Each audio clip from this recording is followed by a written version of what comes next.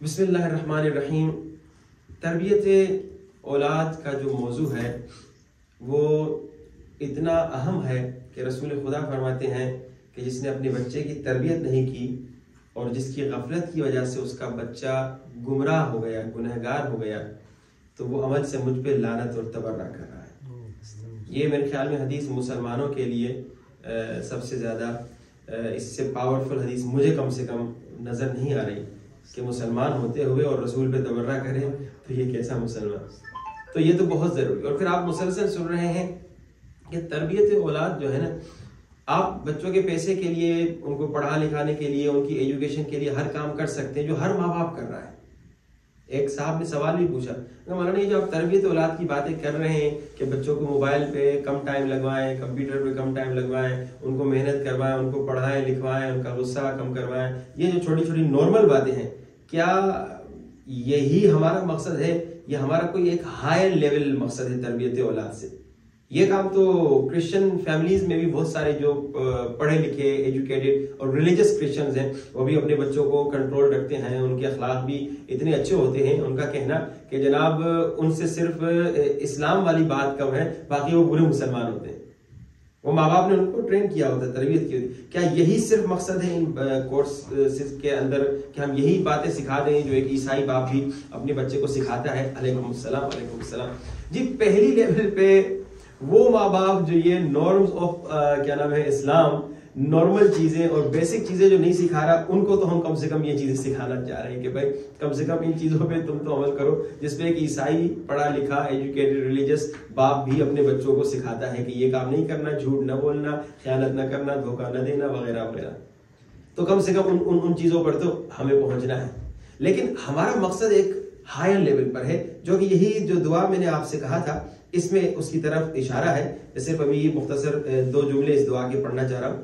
اس میں مولا نے جو صحیفہ سجادیہ کی دعا نمبر 25 ہے، مولا نے کہا کہ میرے بچوں کی عمر طولانی فرما، ان کے بدن کو صحت عطا فرما، ان کے دین کو، ان کے اخلاق کو، اور آگے مولا فرماتے اے میرے اللہ، یہ میری دعا ہے کہ میرے بچوں کو تو بصیر بنا دے۔ بصیر یعنی کیا؟ یعنی ایک تو ظاہری اس کی میننگ ہے کہ بھائی دیکھنے والا، آنکھیں دیتے، بچوں کی تو آنکھیں اندھے تو نہیں ہے، یہاں پہ وہ بصیرت ہے، وہ بصیرت ہے جس کے نہ ہونے کی وجہ سے کوفے کے لوگوں نے امام کو بلانے کے باوجود امام کا ساتھ نہیں دیا۔ بصیرت، وہ ظاہری تو شیعہ ٹائپ تھے نا، نام کے کم سے کم مولا کو بلانے والے تھے، ظاہری محب تو تھے۔ بصیرت کے نہ ہونے کی وجہ سے 25 سال مولا علی علیہ السلام پہ ظلم ہوا اور مولا کا حق کھایا گیا، کیونکہ اس زمانے کے جو اصحاب رسول تھے ان میں بصیرت نہیں تھی۔ ہم نے یہ اخلاقی باتیں بھی بچوں کی ٹھیک کرنی ہے، ہم نے بچوں کو نیک نمازی بنانا ہے اور برائیوں سے روکنا ہے، پڑھائی میں بھی آگے لے جانا ہے، اور ایجوکیشن میں اور کیا نام ہے دنیا کی تمام جو ظاہری دنیا داری نارمل اچھی چیزیں ہیں ان اچھی چیزوں میں بچوں کو کامیاب تو کرنا ہے، لیکن ہم نے اپنے بچوں کو وہ معرفت دینی ہے کہ کہا کہ جو معرفت نہیں رکھتا اپنی تو وہ خدا کی بھی معرفت نہیں رکھتا۔ تو ہم نے وہ معرفت دلانی ہے، اور پھر معرفت ہم نے امام کی دلانی ہے کہ حدیث کہتی ہے من مات ولم یعرف امام زمانہ مات میتۃ جاہلیہ، کہ وہ جہالت یعنی ابو جہل کی طرح مشرک اور کافر مر گیا۔ ہم نے یہ معرفت دلانی ہے امام کی، ہم نے یہ بچوں کو سمجھانا ہے تربیت میں انشاءاللہ آہستہ آہستہ کہ دیکھو اے میرے بیٹے، اے میری بیٹی، تمہارا پورا زندگی کا جو لائف سٹائل ہے نا وہ ایسا ہونا چاہیے کہ وہ پورا A to Z امام زمانہ کی خدمت میں ہو۔ یہ اس لیول پہ ہم نے بچوں کو پہنچانا ہے کہ اب ماں باپ کیسے اپنے بچوں کو ایسا امام زمانہ کا عاشق بنائے، جس میں ہم نے بہت چھوٹا سمجھیے اس کا پہلا قدم یہ فرینڈز آف امام زمانہ میں اسٹارٹ کیا تھا کہ بچوں کو کہتے تھے کہ بھائی اپنے پاکٹ منی میں سے 10 پینٹس امام زمانہ کا صدقہ نکالو، یہ ایک پریکٹس تھی۔ یا اس طرح سے امام کو ہدیہ دو، صبح شام امام سے کریے، تربیت کے وہ یہ سمجھیے بالکل پہلے مراحل پہ ہم نے ایک آغاز کیا تھا۔ اب اس کو ہم نے اور آگے لے جانا ہے کہ ہمارا بچہ اتنا مضبوط ہو جائے امام زمانہ کے لیے ہر شے دے دے، کہ جیسے ہم دعا میں پڑھتے ہیں بھی ابھی انت و امی و نفسی و مالی و اہلی، کہ میری ہر شے امام تیرے لیے ہے۔ اور ہم نے یہ بچوں کو سکھانا ہے کہ ہم اگر اپنا سرمایہ، ہمارا سرمایہ کیا ہے؟ یہ ہماری زندگی، یہ ہماری آنکھیں، یہ ہمارے کان، یہ ہماری زبان، یہ ہمارے ہاتھ، یہ ہمارا جو بھی ایبلٹیز ہیں، یہ ہمارا سرمایہ ہے. اگر ہم اپنا سرمایہ امام کے لیے استعمال نہ کریں تو یہ کہیں غلط استعمال ہو جائے گا، یہ کہیں غلط مس یوز ہو جائے گا یا ضائع ہو جائے گا. اس میں مجھے واقعہ یاد آ رہا ہے، ایک مومن کہہ رہے تھے کہ ہمارے ایک دوست نے بڑا انسسٹ کیا کہ مجھے انگوٹھی دو، انگوٹھی دو، انگوٹھی دو. اس کے دوست کو انگوٹھی اچھی لگ گئی تھی، بڑا انسسٹ کیا. اس نے کہا نہیں انگوٹھی نہیں دوں گا، نہیں دوں گا. اس نے کہا میں تمہارے لیے دعا کروں گا انگوٹھی پہن کے. اس نے کہا انگوٹھی کے بغیر دعا کرو. انگوٹھی نہیں دی. کہتے واش روم گیا، واپس ہنستا ہوا واپس آیا. کہا کیوں ہنس رہے ہو؟ کہا وہ انگوٹھی جو خیر کے کام میں میرے نہیں دی، وہ واش روم نے مجھ سے لے لی.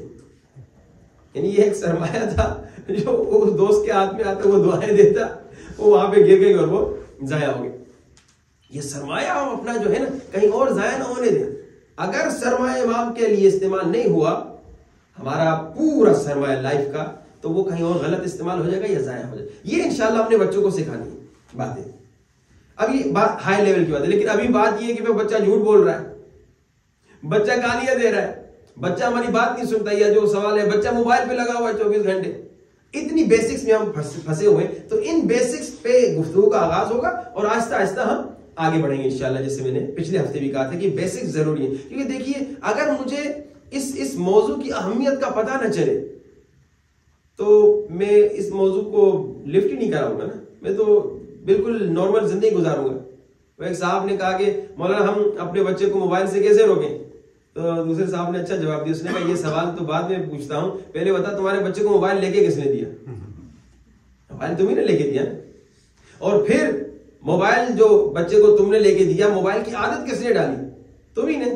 ماں کھانا پکا رہی ہے، ماں تھوڑا بزی ہے اور فلم ڈرامہ دیکھ رہی ہے، بچہ ڈسٹرب کر رہا ہے تو کہتے بیٹا موبائل لے جاؤ. یا باپ بھی اسی طرح. یہ ساری غلطیاں ہم کر رہے ہوتے ہیں. بھائی ہمارے ایک استاد بھی تھے، دوست بھی ہیں بہت اچھے، پی ایچ ڈی کا ان کے ایگزامز تھے اور کہتے صبح میرے ایگزامز تھے اور بہت سخت اور ٹف ایگزامز تھے. موبائل کا زمانے میں اتنا زمانہ بھی نہیں تھا، یہ میرے خیال میں 2003 کی بات ہے. تو انہوں نے کہا میں بہت بزی تھا اپنی پڑھائی میں. ان کی کوئی بچی یا بچہ 6-7 سال کا وہ آ گیا، یہ آ گئی. تو کہا بابا تھوڑی دیر آپ سے کھیلنا ہے، مجھے جی چاہ رہا ہے میں کھیلوں.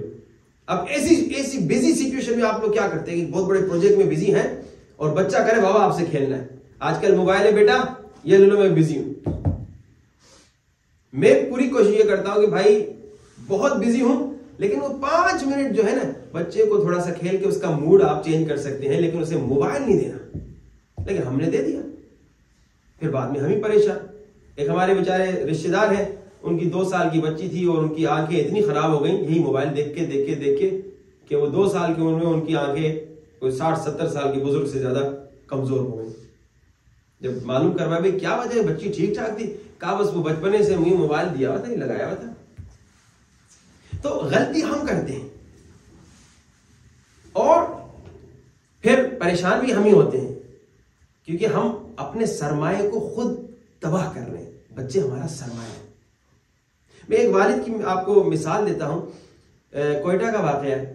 کھرب پتی، یعنی ہم سب شاید دنیا میں لحاظ سے اس کے سامنے غریب آدمی. میرا موضوع تھا تربیت اولاد کے موضوع پر گفتگو کر رہا تھا.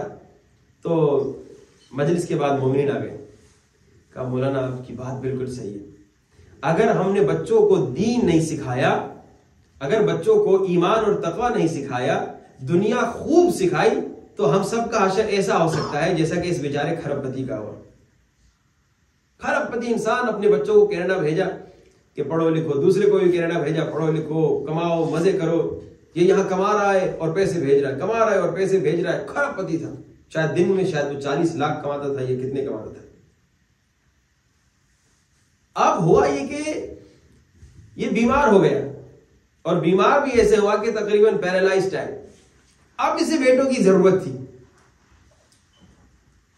اب بیٹے وہاں سیٹل ہو چکے ہیں، لائف اچھی چل رہی ہے، پڑھائی بھی ہو گئی، کمائی بھی ہو گئی، شادی بھی ہو گئی، مزے کر رہے ہیں. اب کہہ رہے ہیں کہ بیٹا تم میں سے ایک تھوڑی دیر کے لیے، 1 مہینے کے لیے، 2 مہینے کے، 1 سال کے، جب تک میں زندہ ہوں واپس آ جاؤ اور میں پیسے بھی تمہیں دوں گا. بابا بہت بزی ہے، بابا ٹائم نہیں ہے، بہت بزی ہے، ٹائم نہیں ہے. بھائی اسی باپ نے تمہیں بھیجا تھا، اسی کے پیسوں میں پل رہے ہو. اچھا ان کے پاس باپ کے پاس آنے کا ٹائم نہیں تھا. تو آخری یہ جملہ دردناک جس مومن نے مجھے بتایا، اس نے کہا مولانا مجھے جس بات پہ دکھ ہوا نا یہ تھا کہ باپ جب تک زندہ تھا تب تک ٹائم نہیں تھا. جس دن باپ مرا دوسرے دن ان کو ٹائم مل گیا ورثہ لینے کے لیے. کینیڈا سے اٹھ کے آ گئے کہ بھائی ورثہ، اور پھر جناب وہ باپ کے پیسوں پہ حکومت کر رہے ہیں. وہ باپ تو ذلیل گیا نا، بیچارہ گیا نا. یہ حشر آپ لوگوں کا بھی خدا نہ خواستہ ہو سکتا ہے. ممالک میں وہ واقعہ آپ نے سنا ہوگا، ہم ہی نے شاید آپ کو سنایا ہو.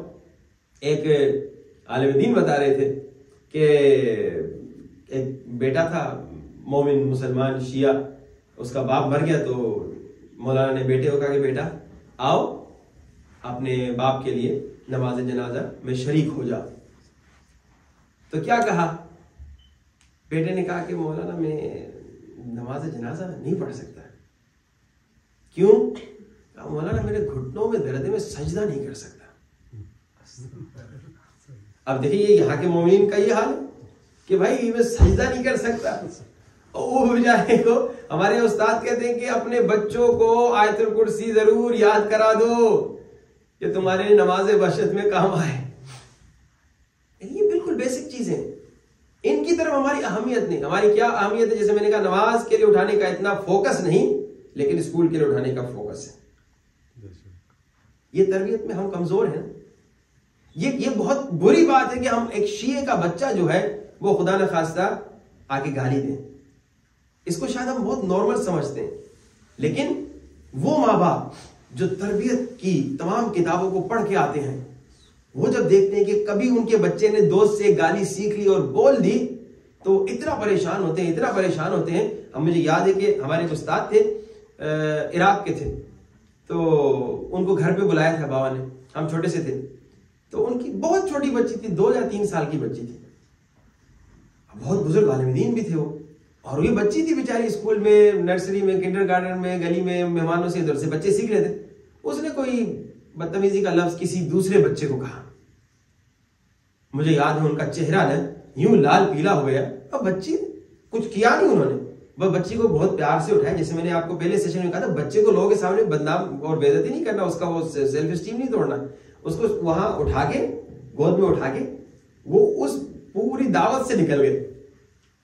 ان سے برداشت نہیں ہوا کہ بھائی اب یہ اتنی بڑی ذلت کہ میری بچی نے، اب انسان ہے معصوم تو نہیں ہے، اور ادھر سے بچے سیکھتے ہیں. لیکن انہوں نے بہت اچھا کام کیا. مجھے ابھی تک یاد ہے بچی کو وہ ڈانٹا پیٹا نہیں. حالانکہ مجھے یاد ہے بہت سارے ماں باپ یہ غلطیاں بھی کر چکے تھے، کیونکہ جہاں پہ ہم ٹھہرتے تھے ہمارے ساتھ مدرسہ ہوتا تھا اور وہاں پہ ایک اسکول ہوتا تھا، سمجھیے ہوم اسکولنگ ہم ہوا کرتا تھا. تو شام میں بچے آ کے اردو سیکھتے تھے وہاں پہ. تو وہاں پہ کئی مرتبہ ہم نے دیکھا کہ ماں باپ نے بچوں کے ساتھ ایسی بے عزتیاں اور ایسی بدتمیزیاں کی. بچے نے غلطی کی لیکن ماں باپ کو سب کے سامنے ذلیل نہیں کرنا چاہیے تھا. لیکن اس نے ماشاءاللہ بچی کو اس وقت اٹھایا اور سائڈ پہ سمجھا کے اٹھا کے لے گیا. اس کے لیے بہت سخت تھا کہ میری بچی نے یہ گالی دے دی. اور وہ اتنی کوئی بڑی گالی بھی ظاہراً نہیں تھی، لیکن یہ تھا کہ بھائی عالم دین کی بچی ہے، وہ بھی 2 سال کی 3 سال کی بچی، مجھے سمجھ میں نہیں. لیکن باپ نے کہا نہیں اس وقت بھی میری بچی گالی نہیں اسے دینی چاہیے. لیکن کئی مرتبہ ہم نے دیکھا ماں باپ بچے سگریٹ پی رہے ہوتے ہیں، ماں باپ کو پتا بھی چل جاتا ہے، لیکن وہ کہتے ہیں مولانا کیا کریں، رہنے دے چلنے دے ٹھیک ہو جائے گا. یہ ٹھیک نہیں ہوتا. یہ عادت بہت خطرناک جگہ بنتی ہے. ہمارے دوست تھے ابھی بھی حیات ہیں، ہم نے پوچھا کہ اسموکرز تھے، ہم نے کہا آپ کب سے اسموکنگ کر رہے ہیں؟ انہوں نے کہا تقریباً 13-14 سال کی عمر سے ہمیں دوستوں کے ساتھ عادت سی لگی اور یہ تب سے جاری ہے. ابھی تقریباً 40 سال کے ابھی تک چین اسموکر ہے اور یہ عادت وہی اس وقت لگی. اس وقت آپ کے اما ابا غفلت میں تھے، اما ابا جہالت میں تھے، انہوں نے اس چیز پہ غور نہیں کیا. تو تربیت بہت ضروری ہے اور تربیت کا سب سے اہم حصہ کا رول کس کا ہے؟ ماں باپ کا ہے. اب ہمارا جو گفتگو کا جو آغاز ہوا تھا یہاں پر پہنچے کہ تربیت کہاں سے کرنی ہے؟ جب شادی کا ارادہ نمبر 1.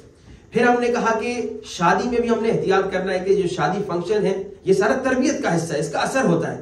جیسے میں نے کہا کہ بھائی آپ کی شادی میں تصویریں نکلیں گی، جب وہ آپ کی کیا نام ہے بچی، آپ کا بچہ دیکھے گا کہ اماں تو بڑی بے حیا تھی شادی کے اس فنکشن میں، باپ تو بڑا بے غیرت تھا شادی کے فنکشن میں، اب ہمیں آگے حیا غیرت سمجھا رہے ہیں، تو وہ آپ کی باتوں کا اثر نہیں ہوگا. آپ کو پہلے خود عمل کرنا ہے، پہلے اپنی طرف سے آپ نے پریکٹس کرنی ہے، اور شروع سے. کب سے؟ جب سے آپ کو عقل آ گئی، آپ کو اچھائی اور برائی کا سمجھ آ گیا کہ بھائی یہ اچھی چیزیں بری چیزیں، تب سے آپ کوشش کریں کہ برائی کی طرف نہ جائیں. مولا علی علیہ السلام نے فرمایا نا کہ اکرم نفسک اکرم نفسک اکرم نفسک، کہ جب گنہگار نے آ کے کہا کہ مولا میں گنہگار ہوں، میں گناہ پہ کنٹرول نہیں کر سکتا، تو مولا نے اس کو کیا ٹیکنیک سکھائی؟ اپنی عزت کرو، اپنی عزت کرو، اپنی عزت کرو. یہ اپنی عزت کرو نا، کہ بھائی شادی میں ایسے کام نہ کرو جس میں کل تم خود اپنے بچوں کے سامنے شرماؤ. وہ کہتے ہیں جوانی کا نشہ ہے تو جناب جوانی میں سب کچھ چل جاتا ہے. نہیں، تم جوان ہو، کل جب بوڑھے ہوگے تو تمہارا عمل دنیا میں تمہیں دکھایا جا سکتا ہے. ویسے تو مرنے کے بعد تو دکھایا جائے گا، لیکن یہاں دنیا میں بھی ویڈیو کا زمانہ آ چکا ہے، تصویر کا زمانہ، تو تمہیں تمہارا ہر عمل دکھایا جائے گا. تو کیا کرو گے پھر؟ اس کے بعد اب آپ نے دیکھا انتخاب بھی اچھا ہو گیا. اب آپ نے دیکھا شادی الحمدللہ کا فنکشن بھی بالکل دینی لحاظ سے ہو گیا، اچھے انداز سے ہو گیا. اب آپ نے بچوں کو تربیت کا جو تیسرا مرحلہ ہے وہ کب کا ہے؟ جب نطفہ قائم ہونا چاہتا ہے. یہ بہت ضروری ہے. دیکھیے اللہ کے رسول نبی خدا کو خدا نے کیا کہا ہے؟ میرے حبیب حضرت فاطمہ الزہرا سلام اللہ علیہا کے آنے سے قبل صلی اللہ محمد وعجل فرد کیا فرمایا؟ کہا کہ اے حبیب 40 دن آپ بھی روزہ رکھیں، آپ بھی ذکر و عبادت کریں، اور اسی طرح بی بی خدیجہ سلام اللہ علیہا بھی عبادت کریں. اور جنت سے ایک سیب بھیجا کہ یہ سیب کھائیں. ان تمام چیزوں میں فلسفہ ہے. نمبر 1، جب بھی آپ چاہتے ہیں کہ آپ کو بچہ ہو، جب بچے کا ارادہ ہو تو اس کے لیے پلاننگ ہو. اس کے لیے پلاننگ کو بہت ضروری ہے. ایون روایات میں ملتا ہے اگر آپ چاہتے ہیں آپ کا بچہ حافظ قرآن ہو تو یہ دن ہے. اگر آپ چاہتے ہیں آپ کا بچہ کیا نام ہے نیک نمازی ہو تو یہ دن ہے. اگر خدا نہ خواستہ اس دن غلطی ہو گئی آپ سے تو کیا نام ہے آپ کا بچہ قاتل ہو سکتا ہے، زناکار ہو سکتا ہے، شرابی ہو سکتا ہے. یہ حدیث ہے. ایک ایک چیز کا خیال رکھنا ہے. اگر آپ چاہتے ہیں آپ کا بچہ، آپ اتنے گورے شورے نہیں ہے لیکن آپ کا بچہ گورا شورا لگے، اچھا سفید لگے، بال اس کے اس رنگین ہو، یہ ساری حدیثیں موجود ہیں. تو جناب یہ کرو، یہ کرو، اس دن کرو، یہ کام کھاؤ، یہ چیز کھاؤ، یہ تمام چیزیں موجود ہیں. 40 دن رسول خدا کو کہا جا رہا ہے کہ عبادت کریں. رسول تو معصوم ہے لیکن یہ میسج ہمیں دیا جا رہا ہے.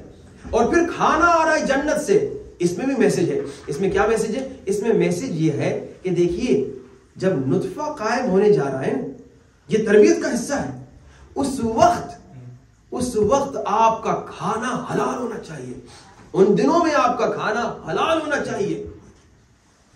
یہ ایسے ہی ہم لوگ ریسٹورنٹس میں جا کے کھانا کھا لیتے ہیں، نہ حلال کا پتہ نہ حرام کا پتہ، اور ایسے ہی چیزیں اٹھا کے کھا لیتے ہیں، نہ حلال کا پتہ نہ حرام کا پتہ. تو کیا ہوتا ہے؟ سنیے، یہ بڑی خطرناک حدیث ہے. اللہ کے رسول جا رہے تھے جس میں کہا یہ تربیت کا حصہ ہے. اگر واقعی آپ چاہتے ہیں کہ آپ کا بچہ پرفیکٹ بنے، اگر آپ ایسے ہی اللہ معاف کرے کوئی انسان حیوانوں والی زندگی چاہتا ہے تو حیوان بھی اس کے بھی بچے ہو جاتے ہیں. 2 حیوان شادی کر لیتے ہیں یا شادی نہ کرے، ان میں ایک پروسیس سے بچہ ہو جاتا ہے. تو مجھ میں حیوان میں کیا فرق رہا؟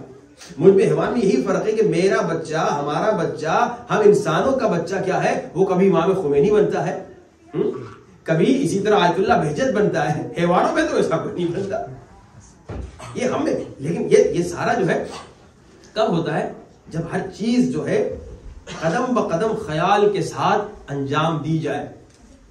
رسول خدا چل رہے ہیں اور ایک بچے نے آ کے، مسلمان صحابی کے بچے، اور بچے کو تو عقل تو نہیں ہوتی، اس نے آ کے رسول خدا کی توہین کر دی، رسول خدا سے بدتمیزی کر دی.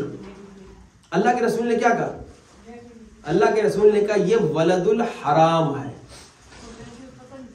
ولد الحرام یعنی حرام زادہ.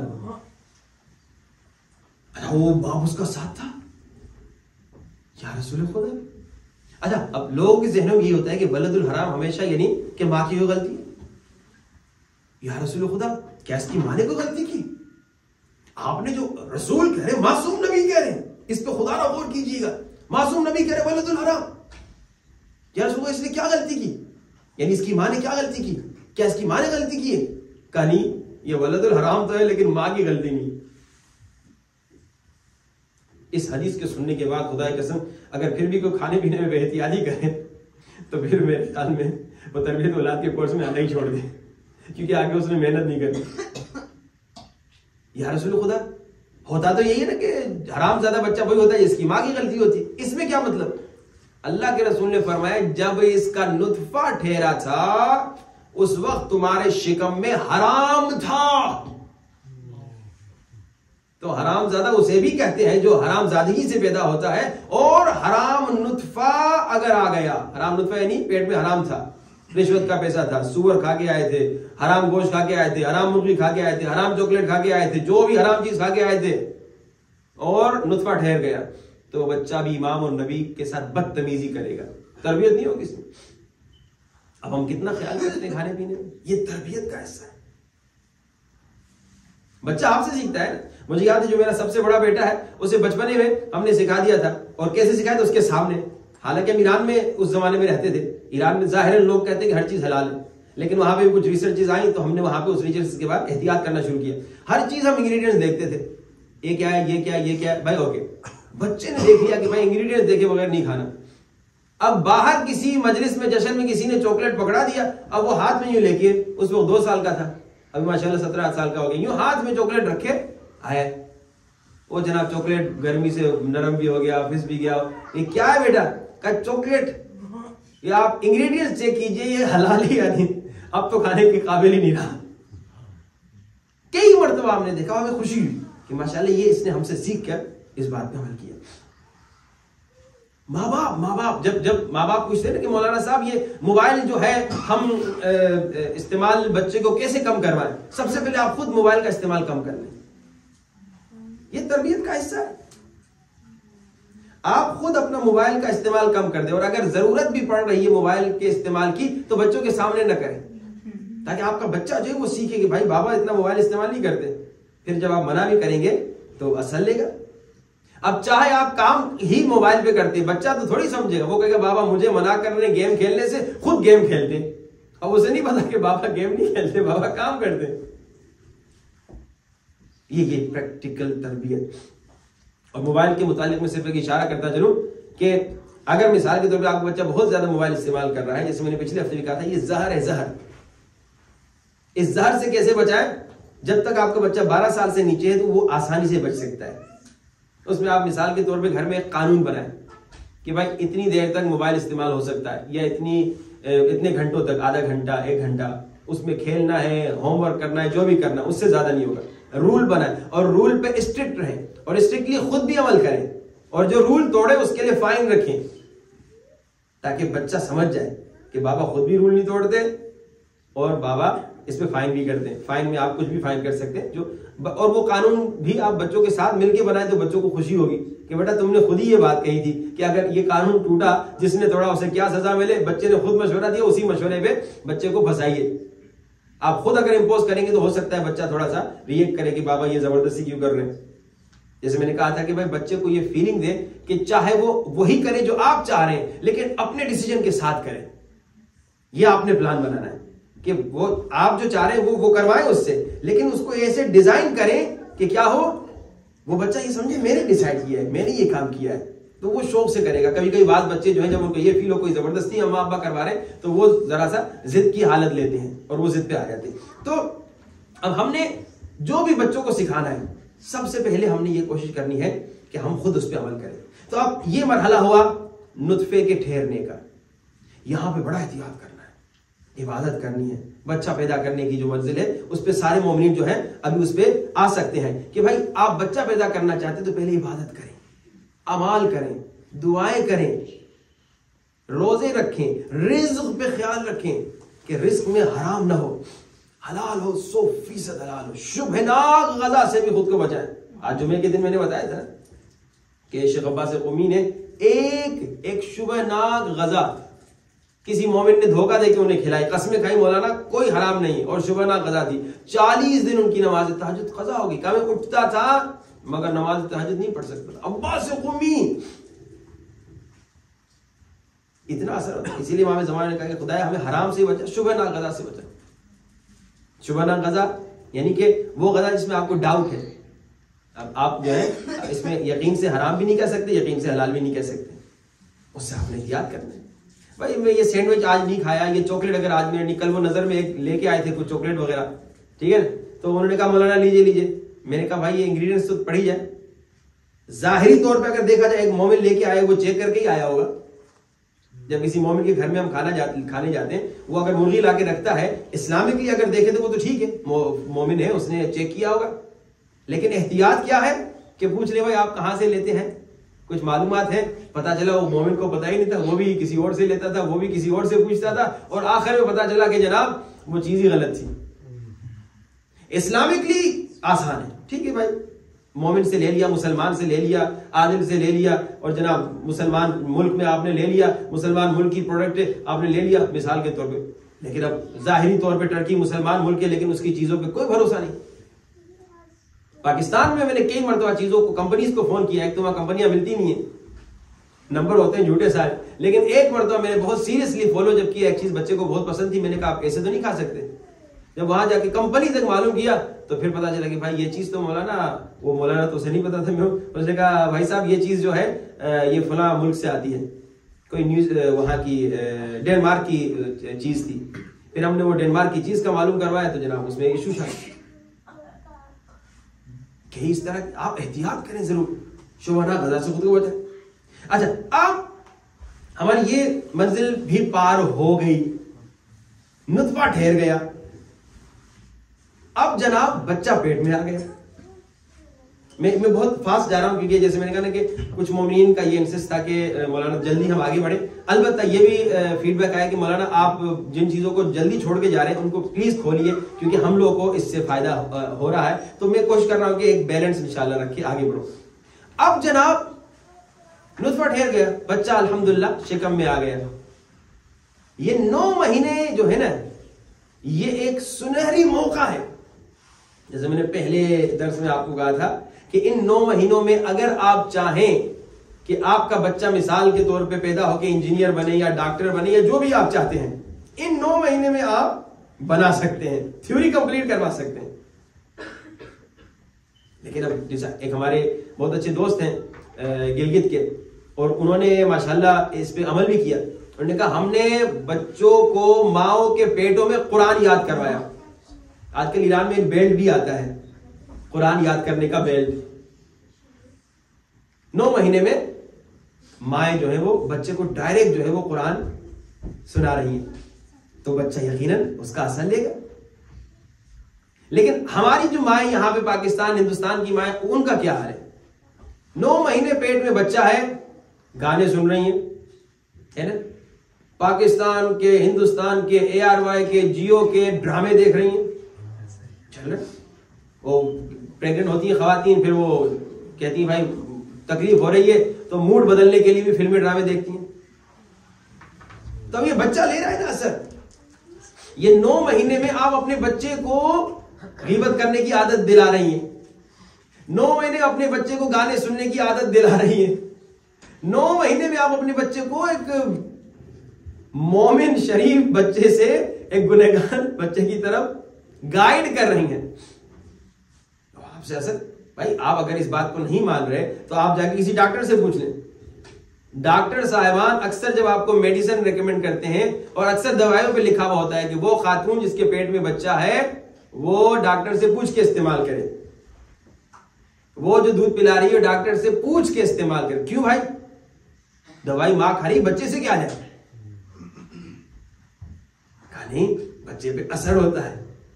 بالکل جیسے یہ آپ کی دوائی کا بچے پہ اثر ہوتا ہے, اسی طرح سے آپ جو بھی غلط عمل کر رہے ہیں, جو ماں دیکھ رہی ہے وہ بچے کو اندر مل رہا ہے, فیڈ ہو رہا ہے, بچہ کھا رہا ہے. جو ماں سن رہی ہے بچہ کھا رہا ہے, جو ماں بول رہی ہے بچہ کھا رہا ہے, اور اسی طرح رزق بھی جو کھا رہی ہے. علماء کہتے ہیں کہ وہ خاتون جس کے پیٹ میں بچہ ہے وہ یہ سمجھے کہ اس کے ہاتھ میں کوئی بہت قیمتی شیشہ ہے, سمجھے ایک ہیرا ہے, اور 9 مہینوں سے یہ ہیرا لے کے چلنا ہے. بھاری بھی ہے, قیمتی بھی ہے, اور امانت بھی ہے کسی کی. ٹوٹ گیا تو اس کا پیسہ دینا ہے, قیمتی بھی ہے تو ٹوٹ گیا تو مشکل میں آ جائیں گے, بھاری بھی ہے. اب وہ کیسے احتیاط سے قدم اٹھاتی ہیں؟ آپ کبھی ایسا کوئی بھاری 10, 15, 20 کلو کا کوئی شیشہ اٹھائیے, 20 کلو نہیں 5 کلو, 5 کلو نہیں 4 کلو, 2 کلو کا شیشہ 9 مہینے اٹھا کے چلیے, مشکل کام ہے نا. اور قیمتی بھی ہو, امانت بھی ہو, خوف بھی ہو کہ گر نہ جائے. کیسے احتیاط سے قدم اٹھا دیے. گناہ سے خود کو ایسے بچانا ہے, مکروہ سے خود کو ایسے بچانا ہے, شبہے سے خود کو ایسے بچانا ہے. یہ وہ منزل ہے جس میں اگر ماں نے احتیاط کیا تو بچہ ہیرا نکلے گا, اور اگر ماں نے غلطی کی تو بچہ غلطیاں کرے گا. جیسے میں نے کہا نطفہ ٹھہرتے وقت بھی بڑا احتیاط کرنا ہے. وہ حدیث موجود ہے پوری حلیۃ المتقین میں کہ کس دن انسان کو اس چیز کے بارے میں پلاننگ کرنی ہے. اس کے بعد پھر یہ 9 مہینے کے بارے میں ایک کتاب ہے مثالی ماں. اس میں ہر مہینے میں لکھا ہے کہ کون سا کھانا کھائے, آج سیب کھائے, آج انار کھائے, آج کوئنس کھائے, آج یہ چیز کھائے, آج فلاں چیز کھائے. پورا پلان اس میں موجود ہے. آج سورہ یاسین پڑھے, آج سورہ رحمان پڑھے, آج سورہ ملک پڑھے. پورا پروسیس ہے 9 مہینے کا. جب ماں اس پہ عمل کرے گی تب بچہ جو ہے آٹومیٹک ایسا نیک نوازی نکلے گا کہ وہ گمراہیوں سے دور ہوگا, برائیوں سے دور ہوگا. اور ماں کا ایک چھوٹا سا عمل بھی, ایک چھوٹی سی غلطی بھی, جیسے دوائی کے متعلق ہے, بھائی بچہ اندھا ہو گیا, بچہ بیمار ہو گیا, بچے کے فلاں جگہ پہ تکلیف ہے, دل میں تکلیف ہے, لنگ میں تکلیف ہے, بھائی کیوں, بھائی فلاں غلطی ہو گئی تھی, فلاں دوائی کھا لی تھی, اثر بچے بھی ہو گئے. ایک واقعی کی طرف اشارہ, پھر آپ کے سوالات کی طرف انشاءاللہ بڑھتے ہیں. علامہ مجلسی کون نہیں جانتا میں. علامہ مجلسی جیسے بزرگ عالم جن کی زوجہ بھی بزرگ نیک خاتون, ایک مرتبہ علامہ مجلسی نماز پڑھا رہے تھے, بچہ پیچھے نماز پڑھ رہا تھا, اور نماز کے دوران بچہ کھیلتے کھیلتے باہر نکل گیا. تو مسجد میں ایک نمازی آیا تھا جس کا کام تھا دور دراز سے مشکیزے میں پانی بھر کے آنا اور شہر میں لوگوں کو پانی پلانا. وہ سقا تھا, جس نے سقا کربلا ابو الفضل, وہ سقا تھا. اب اس زمانے میں پائپنگ کا سسٹم ہوتا نہیں تھا, تو ایک خاص اس طرح کے کام بھی ہوتے تھے کہ لوگ پانی لاتے تھے, پانی پلاتے تھے. کتنی دور سے پانی لے کر آیا, محنتیں کر کے پانی اٹھا کے آیا کہ بیچے 2 روپے پیسے لے جائے. علامہ مجلسی کے بیٹے نے نہ جانے کیا کوئی تیز چیز اٹھائی ہو, اس میں سوراخ کر دیا. اچھا ہمارے بچوں نے کیا ہوگا یہ کام, کبھی کسی کا شیشہ توڑ دیا, کبھی کسی کا کاغذ پھاڑ دیا, کسی کا ربڑ توڑ دیا, کسی کی پینسل توڑ دی. ہم اسے اگنور کر دیتے, بچہ کوئی بات نہیں, سو کے نو پرابلم. ہاں ٹھیک ہے, جیسے میں نے کہا لوگوں کے سامنے ہی ذلیل رسوا کرنا, لیکن خود بھی سوچ رہے ہیں میں نے کیا غلطی کی جو میرے بچے نے یہ غلطی کی. ہم سمجھتے ہیں بچے کی غلطی ہے, کم وقت بچے. کبھی کبھار بعض ماں باپ تو غصے میں آگے کہتے ہیں نا کہ بچے کی غلطی ہے, یا بعض مرد آ کے کہتے ہیں بیگم کو تمہاری غلطی ہے, اور کبھی کبھار بعض بیگمات شاید کہتی ہوں گی تمہاری غلطی ہے. لیکن اکثر ہم لوگ اس موضوع کو اگنور کر جاتے ہیں, کوئی بات نہیں, اب بچہ ہے. بہت کوئی شریف انسان ہو ہمارے زمانے کا, اگر ایسا کسی کے بچے نے کام کر لیا, کیا کرے گا, یہ پیسے اٹھائے گا, کہے گا مشق والے بھائی یہ پیسہ لیجئے جو نقصانوں میں بھر لیتا ہوں, یہی کرے گا نا, اور بات ختم. زیادہ سے زیادہ کہ بیگم کو, بیگم بچے نے ناک کٹوا دی, وہ بیچارے کا وہ مشکیزہ خراب کر دیا, بس ختم. اللہ مجلسی سے سوچنے لگے کیا غلطی ہے, کیا مسٹیک ہے. میں نے خیال کیا, بیگم تو نے خیال کیا, ہم نے مستحب پہ بھی عمل کیا, ہم نے مکروہ کو بھی چھوڑا, یہ ہمارے بچے نے ایک بیچارے غریب انسان کے مشکیزے میں سوراخ کیوں کیا, کون سی بڑی بات ہے. ہم لوگ تو ہوں گے تو یہ کہیں گے مولانا علامہ مجلسی صاحب آپ نان ایشو کو ایشو بنا رہے بیکار. لیکن تربیت کے معاملے میں سوچ رہا ہے کہاں مسٹیک ہوئی مجھ سے, کہاں غلطی ہوئی, کہا مجھے یاد نہیں آ رہا. بیگم آپ سوچیے. اور ان کی وائف نے جب سوچا, کہا مجھے ایک بات یاد آ رہی ہے, اس سے ملتا جلتا کام میں نے بھی کیا تھا جب یہ پیٹ میں تھا. وہ گئی تھی کسی گھر اور انار کا درخت تھا, کھٹاس کھانے کا کبھی کبھی شوق ہوتا ہے پریگننسی میں, تو میں نے وہ سوئی اٹھائی اور اس سوئی سے انار میں سوراخ کیا, تھوڑی سی کٹھاس اس کی چکھی. کیا کیا, ایک قطرہ بھی نہیں ہوگا, اور نتیجہ یہ ہوا.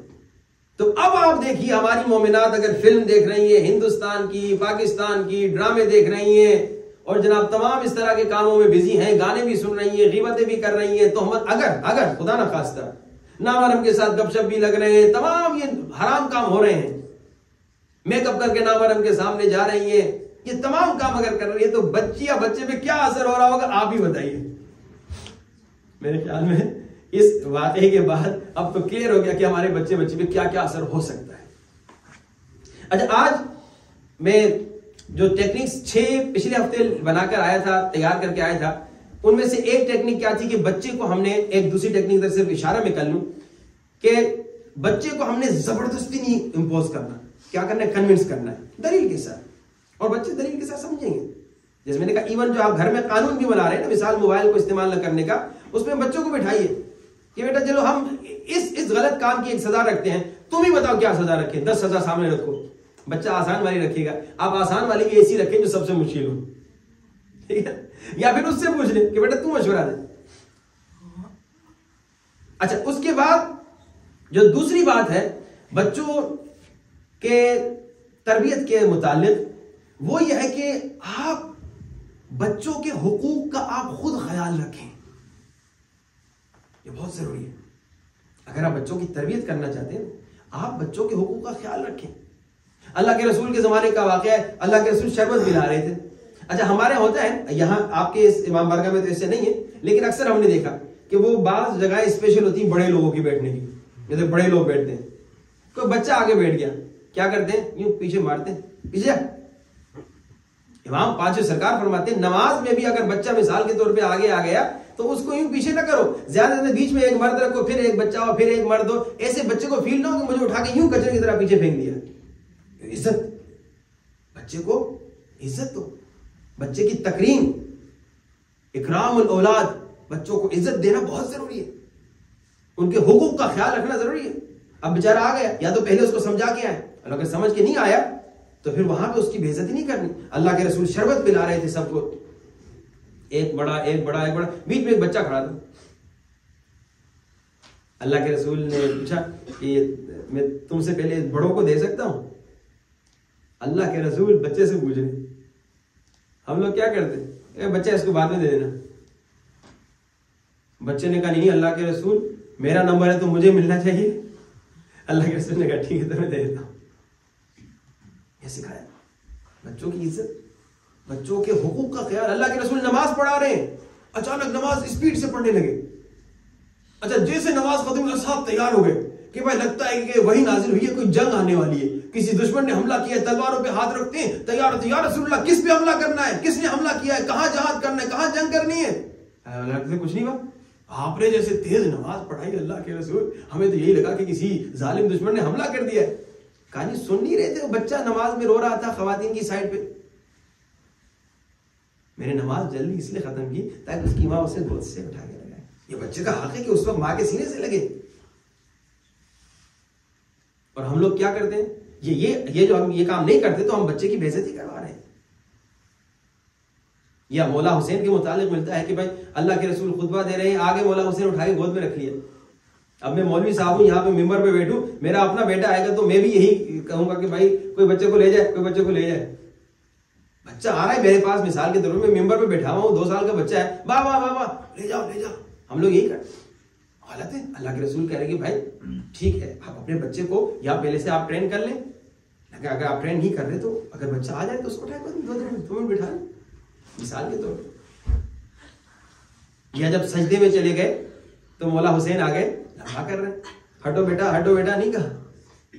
یہ ہمیں میسج دے رہے ہیں کہ بھائی اپنے بچوں کا خیال کرو، اپنے بچوں کی عزت کرو، بچوں کی بے عزتی نہ کرو. جب بچوں کی عزت آج کرو گے تو یہ بچے عزت کرنا سیکھیں گے، کل تمہاری بھی عزت کریں گے.